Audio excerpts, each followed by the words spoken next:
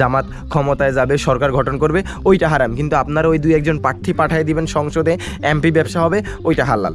এইসব ভাওতাবাজি বাদ দিয়া না, ইসলামী দলগুলা সবাই মিল্লা ঐক্যবদ্ধ হন, বুঝছেন? এই যে মসজিদে ঘুরে ঘুরে যেসব মোল্লাগুলা ফতোয়া দিচ্ছে যে ইসলামের রাজনীতি হারাম, আপনারা আপনাদের এই ফতোয়াটাকে একটু স্পষ্টভাবে বলবেন যে এই রাজনীতি হারাম, এটা কি শুধুমাত্র জামাত ইসলামের জন্য নাকি সকল মুসলমানের জন্য? ঠিক ঠিক।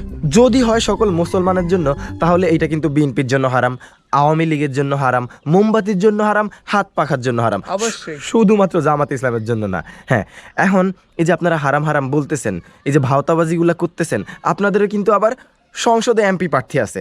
এখন এই যে আপনারা নির্বাচন করতেছেন, মানে এই যে জনগণ ভিক্ষা দিবে দুই একটা আসন, তারপর সংসদে যাবেন, এমপি হবেন, এই এমপি ব্যবসাটা হালাল, মানে শুধুমাত্র জামাতের জন্য হারাম নাকি? এটাই বুঝাইতে চাইতেছেন?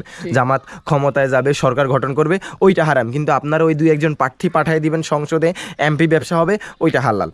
এইসব ভাওতাবাজি বাদ দিয়া না, ইসলামী দলগুলা সবাই মিল্লা ঐক্যবদ্ধ হন, বুঝছেন? হয়তো আপনাদের মতের বিভেদ থাকতে পারে, মত ভিন্ন হতে পারে, আপনারা একসাথে বসে আপনাদের সমস্যাগুলো সমাধান করেন, কিন্তু মসজিদে মসজিদে জায়গায় জায়গায় গিয়ে এইসব ভাওতাবাজি করবেন না, ইসলামের রাজনীতি হারাম, কিন্তু আপনি ঠিকই মোমবাতি, হাত পাখা, এই মার্কা ওই মার্কা ওইগুলো নিয়ে রাজনীতি করতে পারবেন, তাতে কোনো সমস্যা নাই।